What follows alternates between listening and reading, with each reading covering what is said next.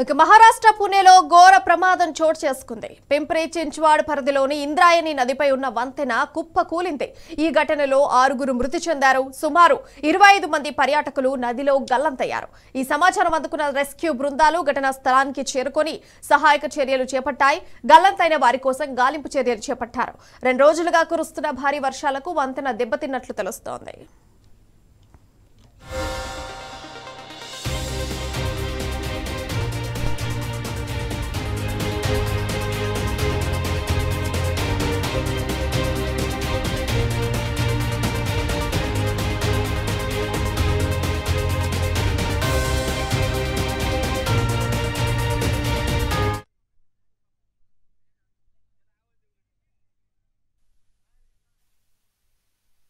त्याच्यामध्ये काही लोक जखमी झाले. त्या जखमींना हॉस्पिटलमध्ये नेलेलं आहे आणि त्यासोबत काही लोक अडकलेले आहेत. त्यांच्याकरता एनडीआरएफची टीम त्या ठिकाणी पोहोचते आहे. त्यांना रेस्क्यू करण्याकरता काही लोक वाहून गेल्याची शक्यता आहे.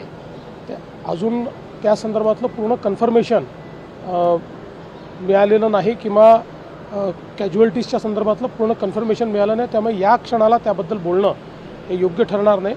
पूर्ण माहिती याची मिळाल्यानंतर याच्यावर आपल्याला माहिती देता येईल. आत्ता प्रशासन तातडीनं सगळी मोबिलायझेशन करून आणि लोकांना कसा दिलासा देता येईल अशा प्रकारचा प्रयत्न चाललेला आहे.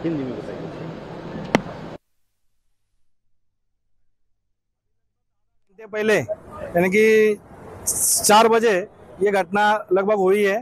इसमें लगभग 100-125 लोग ये छोटे से ब्रिज पे पर्यटक घूमने को आए थे.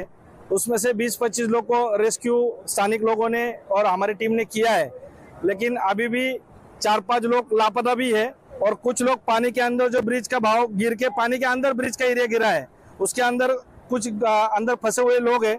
उनको निकालने के लिए अभी प्रशासन के लिए हम लोग मदद मांगी है. हाइड्रा क्रेन भी मंगाया है और एम्बुलेंस और ये शासन के आने के बाद इमरजेंसी अभी कुछ लोग ट्रांसफर भी हॉस्पिटल में किए हैं. लेकिन अभी भी अंदर कितने लोग हैं अंदाजा हम लोग बता नहीं सकते.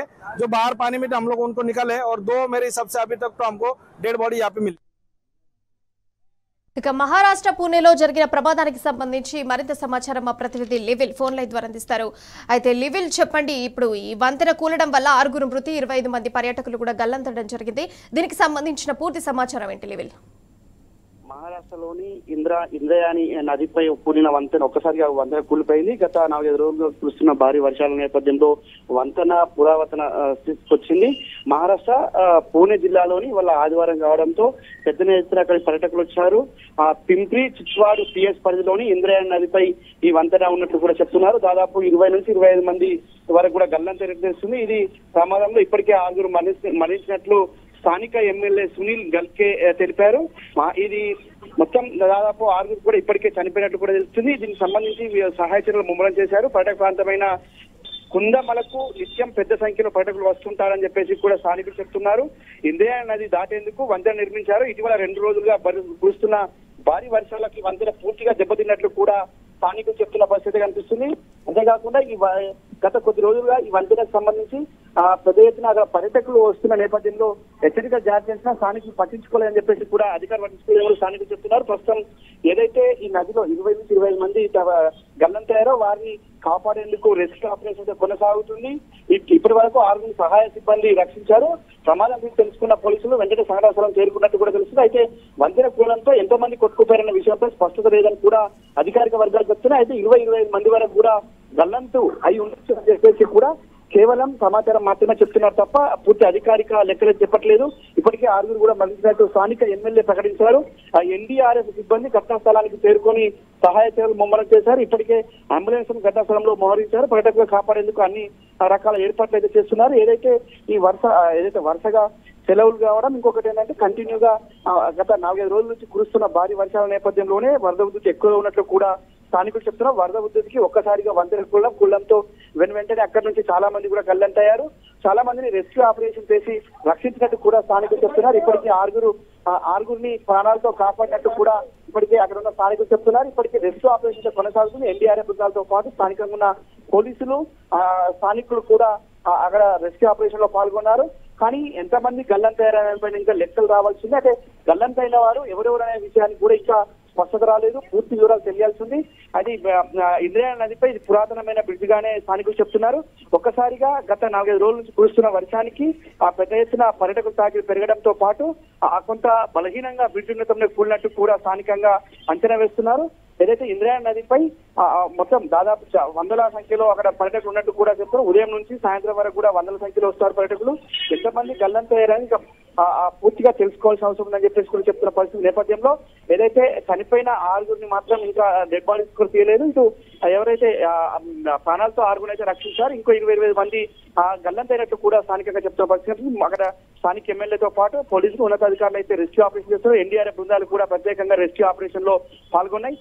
సాధ్యమైనంత వరకు రక్షించే చర్యలు చేపడుతున్నారు. కానీ ఎంతమంది తప్పింది అనేది తెలిస్తే గానీ పూర్తిగా తెలవాల్సి ఉంది. ఇంకోటి ఫ్లడ్ అంటే వాటర్ స్పీడ్ ఫ్లడ్ ఎక్కువగా ఉంది. ఫ్లడ్ ఎక్కువ ఉన్న నేపథ్యంలో కొంత గల్లంతైన వారిని గుర్తించడం కావచ్చు, గల్లంతైన వారిని రక్షించడం కొంత ఇబ్బందికరంగానే ఉన్నట్లు కూడా ఎన్డీఆర్ఎఫ్ బృందాలు చెప్తున్నాయి ప్రియా.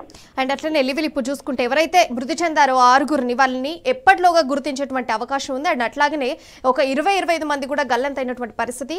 మరి వాళ్ళందరినీ కూడా ఎప్పటిలోపు వెతికి తీసేటువంటి అవకాశం ఉంది. సహాయ చర్యలు ముమ్మరం చేశారు. ఎన్డీఆర్ఎఫ్ బృందాలు సహాయ చర్యలో పాల్గొన్నాయి. అయితే వాటర్ ఫ్లడ్ ఎక్కువగా ఉంది, ఫ్లోటింగ్ ఎక్కువగా ఉంది. చాలా మంది పర్యాటకులు వచ్చారు. ఆ పర్యాటకుల తాకిడి ఎక్కువగా ఉంది. అక్కడ వారు చెప్తున్న దాని ప్రకారం గత 2-3 రోజుల నుంచి భారీ వర్షాలు కురుస్తున్నాయి. భారీ వర్షాలకు ఇది అంతకంతకు వాటర్ ఫ్లోటింగ్ పెరుగుతుంది. అలా సహాయ చర్యలు అయితే ముమ్మరం చేశారు.